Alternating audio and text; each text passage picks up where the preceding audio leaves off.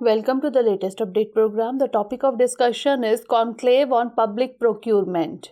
Recently, Union Minister of Commerce and Industry Piyush Goyal inaugurated the Conclave on Public Procurement Preference to Make in India Order 2017. One of the 5 prans stated by Shri Narendra Modi in his Independence Day address. Shri Piyush Goyal stated, India needs to take collective resolve to become a developed nation by 2047. The industry needs to play role of whistleblower in instances of wrong declaration in terms of indigenization of products put up on government e-marketplace or GEM. This will help in transparency in procurement process which encourages domestically made goods and services. RTRP in public procurement is trust, reliability and prosperity. Government is keen to use artificial intelligence in GEM procurement process to make it more effective.